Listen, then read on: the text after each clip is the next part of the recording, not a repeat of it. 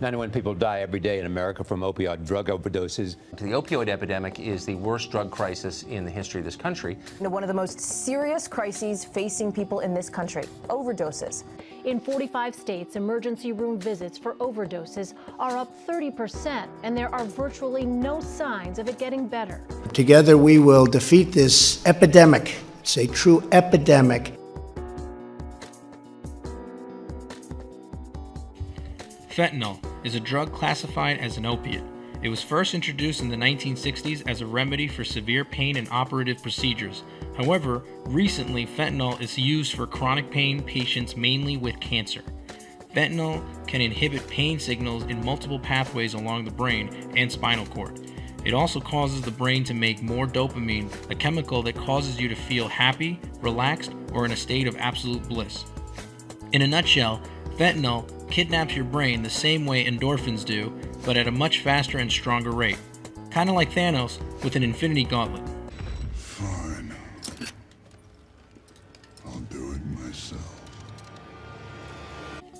The downside of fentanyl is that it can prevent the brain from its motor functions. For example, the brain might be unable to detect CO2 levels in the body, which in turn can cause you to stop breathing.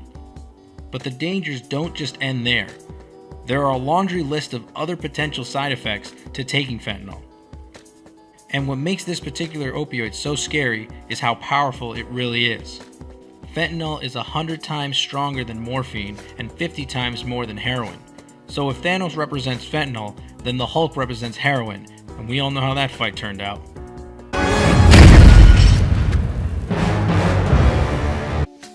Fentanyl is so potentially strong that if you took an amount the size of 2 grains of salt, it could be absorbed through the skin and could cause you to overdose. In fact, drug overdose deaths have risen from 65,000 deaths in 2016 to about 110,000 deaths in 2017. And to make matters even worse, this poses a huge threat to law enforcement.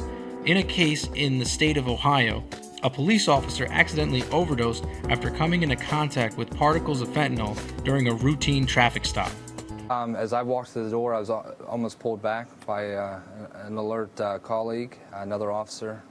"What's this white powder?" And that's when I reached back, accidentally came in contact. The war on drugs has proven to not be very effective as addicts are finding new and more powerful drugs like fentanyl. So how do we solve this issue? Some recent studies have shown that depression has risen in the past 8 years and may be a reason for why so many people are turning to drugs. As a society, we have become more self-indulgent and less empathetic to each other, and our country, as of recent, seems to be more divided than ever. Perhaps if we focus on our human psyche and not waging war on drugs, we may be able to find a much more effective solution.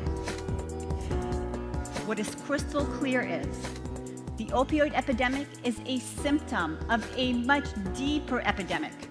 It's the pain beneath the pain. It's the pain of despair, loneliness, depression. It's the pain of lack of purpose, lack of faith, lack of love. This is emotional pain. It comes from devaluing humans.